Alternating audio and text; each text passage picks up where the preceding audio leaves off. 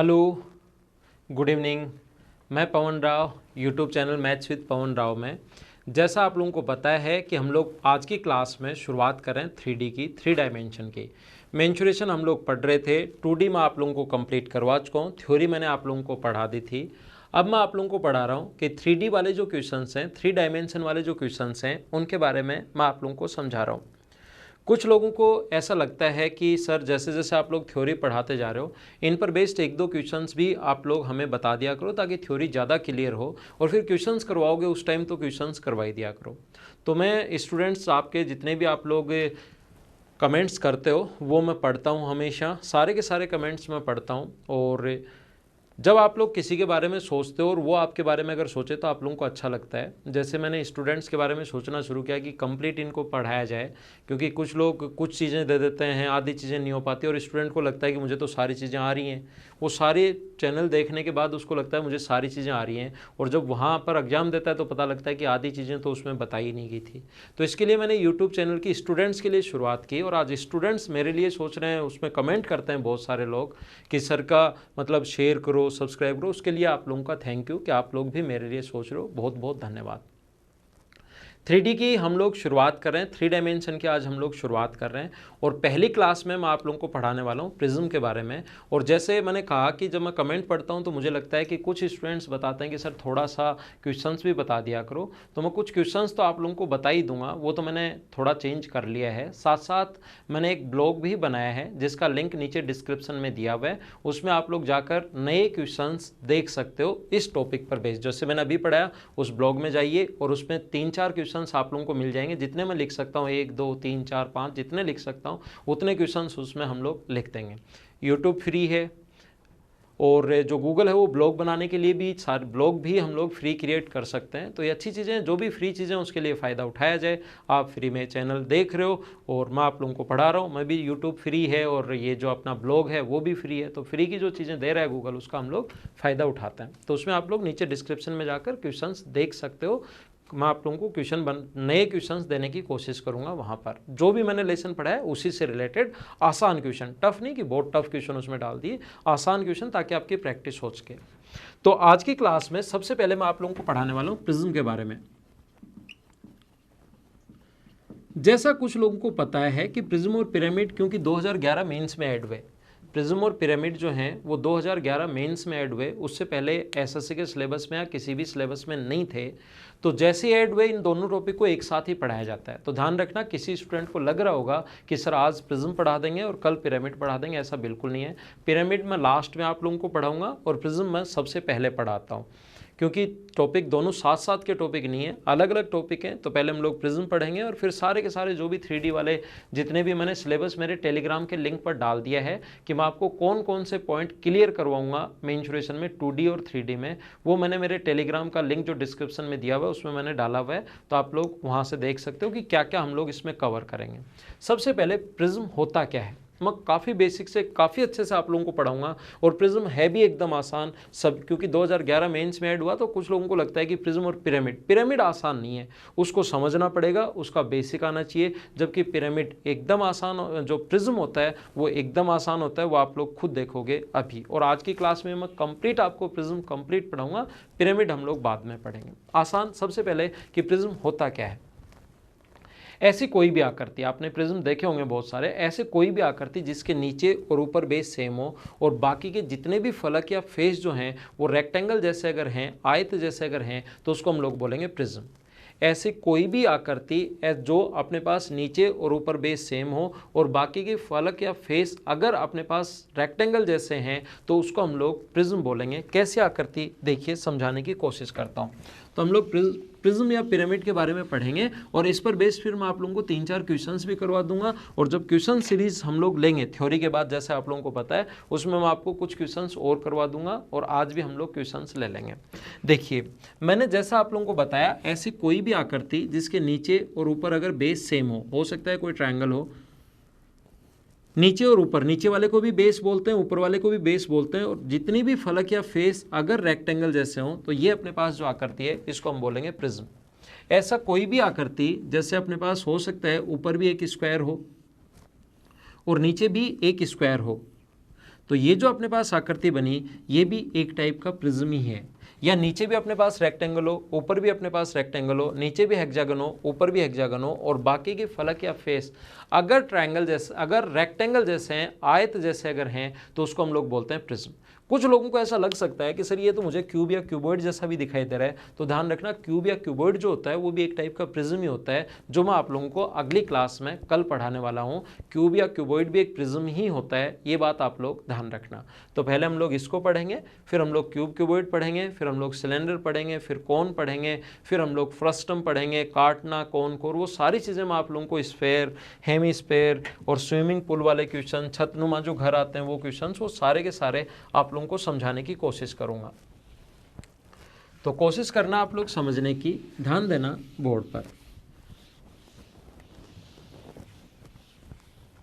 देखिए मैंने आपको बताया कि नीचे और ऊपर एक बेस सेम होगा, बाकी फलक या फेस जो होंगे तो अपने पास वो होंगे इसके रेक्टेंगल जैसे। तो हो सकता है नीचे एक स्क्वायर हो सकता है नीचे एक ट्रायंगल हो सकता है बेस इसका हेक्सागन हो, ऑक्टागन हो, डेकागन हो, 5 भुजा वाली आकृति पेंटागन हो।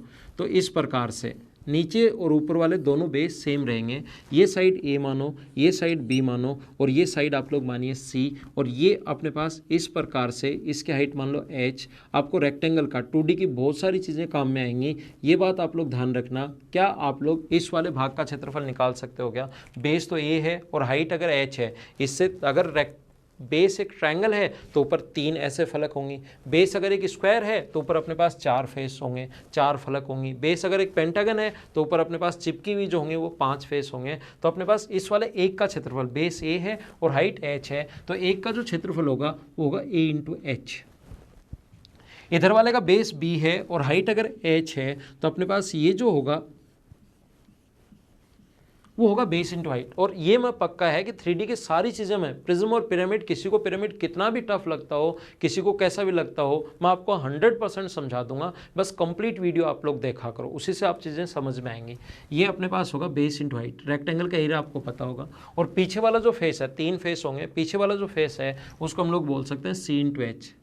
इसको अगर हम लोग ऐड कर दें तो अपने पास ये इसका लेटरल सरफेस एरिया आ जाएगा, पार्श्व पृष्ठ क्षेत्रफल आ जाएगा। तो अपने पास h अगर कॉमन ले लें तो a प्लस बी प्लस सी होगा इंटू एच। मुझे बताइए 4 फेस होते, 4 फलक अगर होते तो a plus B plus C plus d होता। 5 होते तो a plus B plus C plus d plus e होता। 5 होते तो f, 6 होते तो f तक होता, 7 होते तो अपने पास g तक होता। तो मुझे बताइए a plus B plus C या a plus B plus C plus D या a plus B plus C plus E plus F, ऐसे 6 हो, 7 हो, 8 हो। मुझे आप लोग ये बताइए क्या हम लोग इसके लेटरल सरफेस एरिया का जो फॉर्मूला है, लेटरल सरफेस एरिया का जो फॉर्मूला है, इसके पार्श्व पृष्ठ क्षेत्रफल का जो फॉर्मूला है, वो हम लोग क्या लिख सकते हैं? इसको ध्यान रखना, हिंदी में पार्श्व पृष्ठ क्षेत्रफल बोलते हैं। लेटरल सरफेस एरिया को हिंदी में हम लोग पार्श्व पृष्ठ क्षेत्रफल बोलते हैं। और उसका a प्लस बी प्लस सी को क्या आधार का परिमाप लिख सकते हैं क्या? Perimeter of base into height. इसका जो फॉर्मूला होगा perimeter of base into height, इसका जो अपने पास फॉर्मूला होता है पार्श्व पृष्ठ क्षेत्रफल या लेटरल सरफेस एरिया, ध्यान रखना वो होता है आधार का परिमाप इंटू ऊंचाई। आधार का परिमाप गुना ऊंचाई। ये अपने पास इसके इसके लेटरल सरफेस एरिया का जो चारों तरफ 3 फलक हैं तो 3, 4 हैं तो 4, 5 हैं तो 5, उसका अपने पास एरिया आ जाएगा। और इसके टोटल सरफेस एरिया कुल पृष्ठीय क्षेत्रफल, इसका जो टोटल सरफेस एरिया आएगा कुल पृष्ठीय क्षेत्रफल, टोटल सरफेस एरिया कुल पृष्ठीय क्षेत्रफल जो होता है वो LSA में एक नीचे की तरफ बेस है, एक ऊपर की तरफ बेस है, दोनों हम लोग ऐड कर देंगे। तो टोटल सरफेस एरिया में हम लोग LSA जो लेटरल सरफेस एरिया है वो प्लस हम लोग ऐड कर देंगे किसको? आधार के क्षेत्रफल को, 2 गुना एरिया ऑफ बेस। LSA जो अपने पास लेटरल सरफेस एरिया है उसमें हम लोग ऐड कर देंगे 2 गुना आधार का क्षेत्रफल। और इसके वॉल्यूम या आयतन का जो फॉर्मूला होता है, वॉल्यूम या आयतन का, दोनों मीडियम में मैं आप लोगों को पढ़ाऊंगा। हिंदी मीडियम वालों को भी प्रॉब्लम नहीं आएगी, इंग्लिश मीडियम वालों को भी प्रॉब्लम नहीं आएगी, दोनों मीडियम में हम लोग साथ लेकर चलेंगे। तो इसके वॉल्यूम या आयतन का जो फॉर्मूला होता है, हमेशा नीचे और ऊपर अगर बेस सेम हो, ये बात याद ही कर लो सारे लोग। हो सकता है आप लोगों को पहले से याद हो, लेकिन फिर से याद करो कि अपने पास वॉल्यूम का जो फॉर्मूला होगा वो हमेशा होता है आधार का क्षेत्रफल गुना ऊंचाई। इसके वॉल्यूम या आयतन का जो फॉर्मूला होता है वो होता है आधार का क्षेत्रफल गुना ऊंचाई। ये 3 फॉर्मूले, और ये काफ़ी आसान है। प्रिज्म जो है वो एकदम आसान है, पिरामिड थोड़ा सा आसान नहीं होता, उसको भी हम लोग आसान बना लेंगे। लेकिन पहले इसके बारे में कंप्लीट पढ़ते हैं, फिर मैं उसके बारे में आप लोगों को पढ़ाऊंगा। इसको हम लोग लिख सकते हैं area of base into height.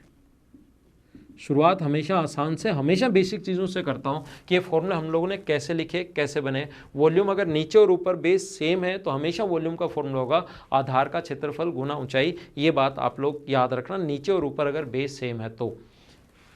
ऊपर से अगर ऐसे मिला दिया जाए तो फिर 1/3 से इंटू हो जाएगा, ऊपर अगर बेस नहीं है ऊपर से ऐसे मिला दे तो वो चीज़ें मैं आप लोगों को बताऊंगा। 3 फॉर्मूले हैं प्रिज्म की, ये बात आप लोग ध्यान रखना। प्रिज्म के सिर्फ और सिर्फ अपने पास ये 3 फॉर्मूले हैं, और ये जो पॉइंट है वो एकदम आसान है। मैं बार बार ये क्यों लिख रहा हूँ, पेरीमीटर ऑफ बेस, आधार का परिमाप या आधार का क्षेत्रफल, एरिया ऑफ बेस, बार बार क्यों लिख रहा हूं, क्योंकि मुझे नहीं पता कि बेस क्या आने वाला है। ध्यान रखना, बेस स्केलन ट्रायंगल आ गया तो उसके एरिया का फॉर्मूला क्या होता है, s, s minus a, s minus b, s minus c, वो लगाएंगे हीरोज फॉर्मूला। अगर इक्विलेटरल ट्रायंगल आ गया तो एरिया ऑफ बेस लगाएंगे हम लोग √3/4 इंटू साइड स्क्वायर। अगर स्क्वायर आ गया तो हम लोग लगाएंगे साइड का स्क्वायर। अगर रेक्टेंगल आ गया तो हम लोग लगाएंगे L इंटू बी। अगर हेक्सागन आ गया तो 6 इंटू √3/4 इंटू साइड स्क्वायर। हमें अभी तक नहीं पता कि बेस क्या आने वाला है। एग्जामिनर जो है वो बेस कुछ भी दे सकता है, ये बात आप लोग ध्यान रखना। और अगर ये 3 फॉर्मूले आप लोगों को याद हैं तो आप लोग प्रिज्म का कोई भी क्वेश्चन कर सकते हो, आपको प्रॉब्लम नहीं आएगी। ये बात आप लोग ध्यान रखना। बस ये 3 पॉइंट हैं जो आप लोगों को याद रखने हैं। अब मैं आप लोगों को समझा देता हूं कि कुछ क्वेश्चंस देख, प्रिज्म आसान होता है, सबसे पहले ही मैंने इसलिए पढ़ा है एकदम आसान चीज़ें। कल से धीरे धीरे हम लोग अच्छे पॉइंट्स की शुरुआत करेंगे, लेकिन ये तो जो पॉइंट है ये तो एकदम आसान होता है। देखिए आप लोग, तो ये 3 फॉर्मूले याद रखना। सारा मैं जो मेंसुरेशन है वो सिखा दूंगा आप लोगों को, आप टेंशन मत लेना बिल्कुल भी, थोड़ी बहुत भी। मेंसुरेशन का कोई भी क्वेश्चन आपका गलत नहीं होगा अगर बेसिक से और ढंग से अगर आप लोग करोगे तो। ओनली ट्रिक्स देखोगे, ओनली ये आए तो ये कर लेना, इधर 0 मान लेना, इसकी हाइट ये मान लेना, ये मान लेना, वो मान लेना, ऐसे करोगे तो फिर थोड़ी प्रॉब्लम आएगी। कॉन्सेप्ट अगर क्लियर होंगे तो फिर आपको कोई भी प्रॉब्लम नहीं आएगी। जैसे अपने पास क्वेश्चंस मैं देखता हूँ वैसे ही लिखने की ज़रूरत नहीं है, नॉर्मली मैं वैसे ही बता दूंगा, आपको समझ में आ जाएगा।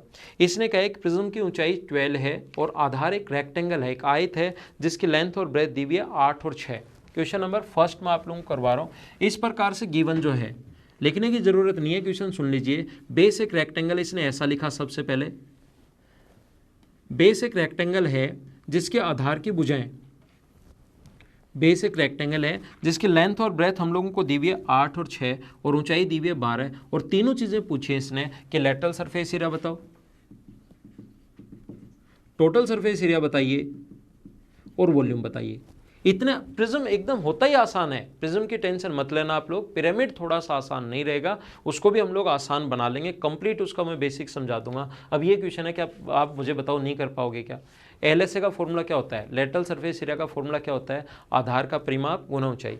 आधार का परिमाप 2 into L plus B, 2 into L plus B, 8 और 6 14 को 2 से गुना करोगे, लिख देता हूँ 2 into L plus B, 8 plus 6 गुना ऊंचाई। ये अपने पास आ गया लेटरल सरफेस एरिया, आधार का परिमाप गुना ऊंचाई। अब अपने पास टोटल सरफेस एरिया का जो फॉर्मूला होगा, टोटल सरफेस एरिया का जो फॉर्मूला होता है वो क्या होता है अपने पास, टोटल सरफेस एरिया का जो फॉर्मूला होगा, जो भी LSA सोल्व करने के बाद आए उसमें 2 आधार होंगे अपने पास, एक नीचे की तरफ होगा एक ऊपर की तरफ होगा, 2 बेस होंगे तो 2 गुना आधार का क्षेत्रफल, एरिया 2 गुना आधार का क्षेत्रफल, 8 गुना 6 कितना आ गया 48। और इसके वॉल्यूम का जो फॉर्मूला होता है, आधार का क्षेत्रफल, बेस क्या है रेक्टेंगल, 2D में पढ़ा चुका हूँ, और बेस का जो क्षेत्रफल होगा 8 गुना 6, 8 गुना 6 गुना अपने पास ऊंचाई, ये अपने पास फॉर्मूले होते हैं। इसको आप लोग लिख सकते हो या आप लोग देख सकते हो। बेस एक रेक्टेंगल है, बेस रेक्टेंगल देने के बाद अपने पास ऊंचाई दे दी और तीनों चीज़ें पूछ लिया आपकी प्रैक्टिस के लिए। एकदम आसान क्वेश्चन, और ऐसे क्वेश्चंस आपको देखने को मिलेंगे। अगला क्वेश्चन मैं आप लोगों को समझाता हूं, क्वेश्चन नंबर सेकेंड 2 नंबर मान लो, काफ़ी सारे क्वेश्चंस लिखे हैं, उसमें बीच बीच से मैं 3-4 क्वेश्चंस आपको करवा देता हूँ ताकि आपको अच्छे से समझ में आए। तो आप लोग क्वेश्चन नंबर 2 पर ध्यान दीजिए। इस क्वेश्चन में अपने पास दिया हुआ है आधार एक राइट एंगल ट्रायंगल है। ट्रायंगल कोई सा भी दे सकता है, ध्यान रखना, स्केलन दे सकता है, आइसोसेलेस दे सकता है, इक्विलेटरल दे सकता है, राइट एंगल ट्रायंगल दे सकता है। तो इस क्वेश्चन में हमें एक राइट एंगल ट्रायंगल दिया हुआ है जिसके बेस और हाइट, जो बेस है उसके दोनों, रेक्टेंगल है बेस, उसकी अपने पास बेस भी दिया हुआ है और हाइट दी हुई है, जो दी हुई है 10 और 12। समकोण बनाने वाली 2 भुजाएं दी हुई हैं 12 और 10। प्रिज्म की ऊंचाई 20 है। अगर इसका वजन 6 ग्राम जिस भी मेटल से बना है उसका वजन अगर 6 GM पर सेंटीमीटर क्यूब हो तो बताइए आंसर क्या होगा। क्वेश्चन में बता देता हूँ आप लोगों को। वैसे ही जब मैं क्वेश्चंस करवाऊंगा तब इधर लिखे हुए आते हैं, आपको पता होगा, लेकिन अभी मैं थ्योरी पढ़ा रहा हूँ तो थ्योरी में वो क्वेश्चंस मैं नहीं डाल रहा हूँ, आप लोग वैसे ही सुन लीजिए। एक अपने पास प्रिज्म है जिसका बेस जो है एक राइट एंगल ट्रायंगल है, जिसका बेस राइट एंगल ट्रायंगल जो है बेस, उसमें समकोण बनाने वाली 2 भुजाएं दी हुई हैं 10 और 12 और ऊंचाई दी हुई है 20। और जिस भी मेटल से ये बना है उसका हम लोगों को जो वजन दिया हुआ है वो 6 ग्राम पर सेंटीमीटर क्यूब। तो इसका वॉल्यूम निकालना पड़ेगा और वॉल्यूम का फॉर्मूला होता है आधार का क्षेत्रफल, area of base into height. जैसे ही जो भी आप लोगों को निकालना है सबसे पहले आपके दिमाग में उसका फॉर्मूला आना चाहिए। अब एरिया ऑफ बेस, बेस है क्या? बेस कुछ भी आ सकता है। यहाँ राइट एंगल ट्रायंगल है तो राइट एंगल ट्रायंगल के एरिया का फॉर्मूला, इसीलिए मैंने आपको 2D पहले पढ़ाया है, इसीलिए 2D पहले पढ़ाया है। Half into area of base, half into base 10 और 12 और हाइट है 20, तो इतने सेंटीमीटर क्यूब ये अपने पास आ जाएगा। इसका वॉल्यूम आ जाएगा 2 से कट गया 6 बार, 2 से कट गया 6 बार, 6 गुना 2 कितना हुआ 12, तो अपने पास 1200 सेंटीमीटर क्यूब ये आ गया। अब इसने कहा कि 1 ग्राम का जो एक अपने पास सेंटीमीटर क्यूब इतना आ गया, अपने पास 1 सेंटीमीटर क्यूब का वजन 6 ग्राम है, तो टोटल वजन बताओ। तो गुना कर देंगे हम लोग 6 से, तो 12 गुना 6 7200 ग्राम के, ये अपना आंसर आ जाएगा। क्या केजी में बताना चाहो तो 7.2 kg आ जाएगा, नहीं तो ये अपना आंसर। तो ये आसान क्वेश्चन है और प्रिज्म में फिर कह रहा हूँ एकदम आसान होता है। एक बार ये 3 फॉर्मूले पढ़ने के बाद आप लोग कोई भी क्वेश्चन कर सकते हो और नीचे डिस्क्रिप्शन में मेरा मेल आईडी दिया हुआ है। अगर आप लोगों को क्वेश्चंस करवाते टाइम कोई क्वेश्चंस ऐड करवाने हैं कि सर इनको हम लोग कैसे समझ सकते हैं, कैसे कर सकते हैं, तो आप लोग मुझे मेल कर सकते हो। जितने भी स्टूडेंट मेल करते हैं मैं सारे के सारे क्वेश्चंस तो नहीं ले पाता क्योंकि बहुत सारे क्वेश्चंस आते हैं, लेकिन जो भी अच्छे क्वेश्चंस होंगे मैं हमेशा उनको सोल्व करने की कोशिश करूंगा, उनको हम लोग कर लेंगे। तो आप लोग मेल कर दिया करो। और दूसरा मैंने आपको बताया कि आप लोग वहाँ से जो क्वेश्चंस थ्योरी पर और क्वेश्चन अगर देखने हैं तो आप लोग जो ब्लॉग मैंने बनाया उसको डिस्क्रिप्शन में लिंक दिया हुआ है, उसमें जाकर आप लोग देख सकते हो। डिस्क्रिप्शन हमेशा चेक किया करो, कुछ भी कोई जैसे लिंक है या कुछ क्वेश्चंस हैं या कुछ देना होता है मैं वहीं पर उसका लिंक शेयर करता हूँ, तो आप लोग उसको चेक किया करो। देखो एक आसान सा क्वेश्चन और करते हैं। एक समबाहु त्रिभुज का क्षेत्रफल दिया हुआ है 173, एक प्रिज्म है जिसका बेस एक इक्विलेटरल ट्रायंगल है, उसका एरिया दिया हुआ है 173, उसका वॉल्यूम दिया हुआ है और कहा है कि टोटल सरफेस एरिया बताओ। क्या क्या गिवन है क्वेश्चन नंबर 3 में देखिए, इसने दिया हुआ है एक इक्विलेटरल ट्रायंगल है। फिर से मैं एक बार डायग्राम बना देता हूं। बेस एक इक्विलेटरल ट्रायंगल है जिसका एरिया ऑफ बेस दिया हुआ है, क्या क्या गिवन है, एरिया दिया हुआ है 173 सेंटीमीटर स्क्वायर, वॉल्यूम दिया हुआ है इसने 10,380। ये क्वेश्चन आए हुआ क्वेश्चन है इसलिए आप लोगों ने खूब बार देखा भी होगा। और हम लोग उसे एरिया ऑफ बेस है, आधार का क्षेत्रफल और टोटल का वॉल्यूम, 2 चीज़ें दी हुई हैं और लेटरल सरफेस एरिया पूछा है। तो जो भी क्वेश्चन मेंसुरेशन के क्वेश्चंस करने का तरीका होता है, जो भी अपने पास पूछा है लेटरल सरफेस एरिया अगर पूछा है इसका, तो लेटरल सरफेस एरिया का फॉर्मूला तो पहले आना ही चाहिए आपको। सबसे पहले जो पूछा उसका फॉर्मूला अगर नहीं आएगा, मैं ध्यान रखना लंबाई गुना अपने पास रेक्टेंगल का ये दिया हुआ है 8 और ये दिया हुआ है 6, एरिया पूछा है, जब तक आपको नहीं पता होगा कि इसका एरिया का फॉर्मूला लंबाई गुना चौड़ाई होता है तब तक आप लोग बैठे बैठे कितना भी दिमाग लगा लेना, जितना आपके पास दिमाग है 2 घंटे तक लगाने लेना, 8 6 दिया हुआ एरिया कैसे निकालो। जब तक फॉर्मूला नहीं पता होगा लंबाई गुना चौड़ाई होता है तब तक आप लोग नहीं कर पाओगे। तो फॉर्मूला याद करना जरूरी है मेंसुरेशन में, ये बात आप लोग ध्यान रखना। इसीलिए आपको मेंसुरेशन के क्वेश्चंस जो अपने पास लेसन जो मिलेंगे वो कहीं भी आप लोग देख लो कम मिलेंगे, क्योंकि ये जो पॉइंट है हमें बेसिक से पढ़ना पड़ता है, ट्रिक से चीज़ें इसमें नहीं आती हैं, बेसिक ज़्यादा काम में आता है, ये बात आप लोग ध्यान रखना। तो LSA का जो फॉर्मूला होता है, लेटरल सरफेस एरिया का फॉर्मूला आप लोगों को याद होना चाहिए, वो होता है आधार का परिमाप, पेरीमीटर ऑफ बेस, आधार का परिमाप इनटू ऊंचाई, perimeter of base into height, ये अपने पास इसका फॉर्मूला होता है। पेरीमीटर ऑफ बेस के लिए इसकी साइड चाहिए जबकि दिया हुआ है क्षेत्रफल।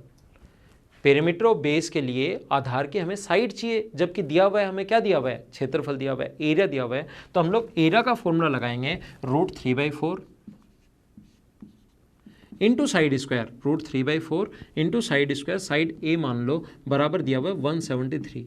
और ध्यान रखना आपको ज़रूरत के अनुसार, आपकी ज़रूरत के अनुसार √3 की वैल्यू 1.732 भी रख सकते हो और √3 की वैल्यू 1.73 भी रख सकते हो, वो आपकी ज़रूरत के अनुसार, ये बात आप लोग ध्यान रखना। तो √3 की वैल्यू अगर हम लोग 1.73 रख दें यहाँ पर, अपॉन a² बराबर 173 है, पॉइंट हटाओगे 2 0 तो ये कट गया, तो a² बराबर 400 आ गया। तो a की वैल्यू क्या 20 आ गई क्या? a की वैल्यू 20 आ गई। तो अब अपने पास और दिया हुआ क्या है, वॉल्यूम। वॉल्यूम का अगर वॉल्यूम जो दिया हुआ उसका फॉर्मूला भी आना चाहिए और जो हमें निकालना है उसका फॉर्मूला भी आना चाहिए। अब वॉल्यूम का जो फॉर्मूला होता है आधार का क्षेत्रफल गुना ऊंचाई होता है। साइड इससे आई, हाइट इससे आएगी। आधार का क्षेत्रफल 173 इंटू एच बराबर 10,380 दिया हुआ है, तो एच की वैल्यू यहाँ से आ जाएगी 60। तो एल से आधार का परिमाप 20, 20 और 20। अब इसीलिए मैंने कहा है कि पेरीमीटर इक्विलेटरल ट्रायंगल है तो तीनों साइड्स को हम लोग ऐड कर देंगे, 20, 20 और 20 यानी 60। ऊंचाई भी 60 है तो अपने पास आंसर आ गया 3600 सेंटीमीटर स्क्वायर। अगर फॉर्मूले याद हैं, प्रिज्म हमेशा आसान होता है, समझने की जो चीज़ें हैं वो पिरामिड में है, ये बात आप लोग ध्यान रखना। ये लेसन पढ़ने के बाद आप लोग लगेगा कि प्रिज्म में तो कुछ है ही नहीं, और जैसे ही पिरामिड के तो मैं 3-4 लेसन बनाऊंगा, उसमें जब आप लोग देखोगे तो फिर आपको ये भी लगेगा कि पिरामिड में कुछ नहीं है, एक बार बेसिक क्लियर होने के बाद। और मैं काफ़ी अच्छे से पढ़ाने वाला हूँ, ये 2D जैसे मैंने पढ़ा है ऐसे ही 3 डायमेंशन में पढ़ाऊँगा और फिर इन पर बेस्ड मैं क्वेश्चन सोल्व करवा दूँगा। देखिए एक और क्वेश्चन मैं आप लोगों को बता देता हूँ। ये इस प्रकार से है कि एक प्रिज्म का ये तो मैंने बता दिया आपको। जैसे इसने दिया हुआ है कि एक वर्ग है जिसका ऊंचाई 15 है और टोटल सरफेस एरिया दिया हुआ है। ये क्वेश्चन नंबर 4 है। ये इस प्रकार से बेस एक स्क्वायर है, गिवन है वो चीज़ मैं आपको बता रहा हूँ। इसकी ऊंचाई 15 है एंड टोटल सरफेस एरिया अपने पास दिया हुआ है, टोटल सरफेस एरिया अपनी बुकलेट में दिया हुआ है 608 centimetre square. Total surface area इसने दिया है हम लोगों को, कुल पृष्ठीय क्षेत्रफल दिया है, टोटल सरफेस एरिया दिया है और हाइट हम लोगों को दी हुई है। और हम लोगों से पूछा गया है, हम लोगों से क्या पूछा गया है कि आप लोग इसका मान लो साइड पूछ लिया हम लोगों से, किसकी साइड, या देखें क्या पूछा है, हमें पूछा है कि प्रिज्म का आयतन क्या होगा, वॉल्यूम क्या होगा। तो वॉल्यूम भी अगर निकालना है तो हमें साइड तो पक्का चाहिएगी। तो हम लोग क्या करेंगे, हमें टोटल सरफेस एरिया दिया हुआ है, पूछा वॉल्यूम है, तो वॉल्यूम का फॉर्मूला भी आना चाहिए और जो दिया हुआ है उसका फॉर्मूला भी आना चाहिए। बताओ टोटल सरफेस एरिया का फॉर्मूला क्या होता है। टोटल सरफेस एरिया का फॉर्मूला होता है LSA प्लस 2 गुना आधार का क्षेत्रफल। आप लोगों से मैं पूछता हूँ आधार क्या है, बोलो तो। जैसे ही मैं पूछता हूँ आप लोग बोला करो, आप लोग एकदम ऐसे चुपचाप बैठे रहते हो। मैं बोलता हूँ आधार क्या है, आधार एक स्क्वायर है और बेस एक स्क्वायर है और स्क्वायर के एरिया का फॉर्मूला होता है LSA प्लस 2 गुना आधार का क्षेत्रफल, एरिया ऑफ बेस। और एरिया अगर साइड ए है तो ये होगा A² बराबर टोटल सरफेस एरिया जो दिया हुआ है 608। टोटल सरफेस एरिया का फॉर्मूला होता है आधार का परिमाप गुना ऊंचाई। आधार का परिमाप 4 × A है, ऊंचाई 15 है, प्लस 2A² बराबर 608। यहाँ से अपने पास 2 का भाग दे दो, A² प्लस 30A माइनस 608 बराबर 0। 2 का भाग इधर भी देना पड़ेगा ना, तो 304। अब देखिए आप लोग ध्यान देना, ये एक क्वाड्रेटिक इक्वेशन बन गई। इनटू करने पर अपने पास 304 और ऐड करने पर ये, तो प्लस का 38 और माइनस का 8, ऐड करो यार है और इनटू करो यार है। ए की वैल्यू चाहिए तो साइन चेंज करते हैं, प्लस की जगह माइनस और माइनस की जगह प्लस, तो आधार की भुजा 8 आ गई। और आधार की भुजा अगर 8 आ गई तो मुझे बताइए कि आप लोग वॉल्यूम फाइंड आउट कर सकते हो। वॉल्यूम का फॉर्मूला था आधार का क्षेत्रफल 64 इंटू हाइट 15 है ही, सोल्व कर लेना आंसर आ जाएगा। वॉल्यूम पूछा है इस क्वेश्चन में। तो ये प्रिज्म हमेशा आसान होता है, मैं फिर बता रहा हूँ, एक बार अच्छे से पढ़ लोगे, इसके बारे में जान लोगे तो क्वेश्चन आते ही आपको आसान लगना शुरू होगा। अभी तक सिर्फ इतना देखा है कि ये तो टफ है, थोड़ा कैसे करेंगे कैसे करेंगे, एक बार अगर ठीक ठाक समझ लोगे तो आसानी से आप लोग सोल्व कर लोगे। देखो अगला जो क्वेश्चन है अपने पास, वो अपने पास आधार एक हेक्सागन है, समषष्ठभुज है जिसकी प्रत्येक भुजा 2 है। अपने पास अब की बार जो दिया हुआ है वो एक हेक्सागोन है, बेस जो है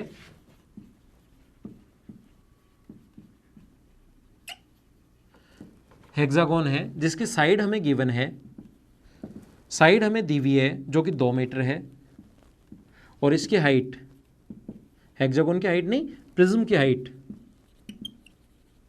वो दी हुई हम लोगों को 5 मीटर दी हुई है। तो आप लोगों को अब total surface area, lateral surface area, total surface area और वॉल्यूम ये सभी फाइंड आउट करने हैं। जहाँ √3 का भी ज़रूरत पड़े तो वहाँ रखना है 1.732। एग्जाम में भी ये लगभग लिखा हुआ मिलता है या पता भी होना चाहिए, √3 की वैल्यू 1.732। ये सभी questions lateral surface area, total surface area और वॉल्यूम बेस अगर हेक्सागन हो तो क्या होगा, अभी करने की आप लोग कोशिश करना। कुछ लोग ये सोचते हैं कि ये तो हो ही जाएगा, ऐसे नहीं। आप लोग हमेशा क्वेश्चन को बीच में नहीं छोड़ा करो, जैसे आपको क्वेश्चन दिखाई दे उसको करने की कोशिश किया करो और फाइनल आंसर निकाला करो ताकि आपकी कैलकुलेशन की स्पीड बढ़े। कुछ लोग क्या करते हैं, देखते हैं और फिर लास्ट में लगता है यार ये तो हो ही जाएगा, चलो छोड़ देते हैं। लेकिन एग्जाम में भी जब हो जाएगा से नहीं, वहाँ पर फाइनल आंसर निकालना पड़ता है। तो मैथ्स पढ़ने का एक तरीका ये भी होता है कि कोई भी क्वेश्चन आप लोग कितना भी आसान कैसा भी सोल्व करो, जब तक उसका फाइनल आंसर नहीं आता, कुछ लोग 2 लाइन लिखे फिर सोचते हैं ये तो हो ही जाएगा चलो छोड़ो, 1 लाइन ये तो हो ही जाएगा छोड़ो, फिर एग्जाम में उनको फिर कैलकुलेशन में टाइम लगता है। आपका फाइनल आंसर आने के बाद चाहे कितनी ही कैलकुलेशन आसान हो, चाहे कितनी भी टफ हो, हमेशा फाइनल तक करना आप लोग, आपको खुद को पता लगेगा आप में इंप्रूवमेंट हो रहा है। तो बाकी चीज़ें मैंने आप इसके मुझे सारे आंसर चाहिए कमेंट बॉक्स में, सारे के सभी लोग, जितने भी लोग देखो सभी लोग इसको कमेंट बॉक्स में लिखना। अब हम लोग 3D की शुरुआत करें। आज एकदम आसान पॉइंट मैंने पढ़ाया शुरुआत में, प्रिज्म। कुछ लोगों को लगता था कि आसान नहीं है, लेकिन अब आपके लिए हमेशा के लिए आसान हो जाएगा अगर अच्छे से पढ़ लिया तो। कल की जो क्लास है उसमें हम लोग आगे चलेंगे, 3D वाली चीज़ें हम लोगों ने शुरुआत कर दी है। तो आप लोग वीडियो को लाइक करो या डिसलाइक करो, एक काम तो पक्का किया करो, कमेंट भी करने हैं। बाकी चीज़ें अगली क्लास में कल मिलते हैं, तब तक के लिए bye bye, take care, see you. कल इवनिंग में मिलते हैं, पढ़ाई करते रहो।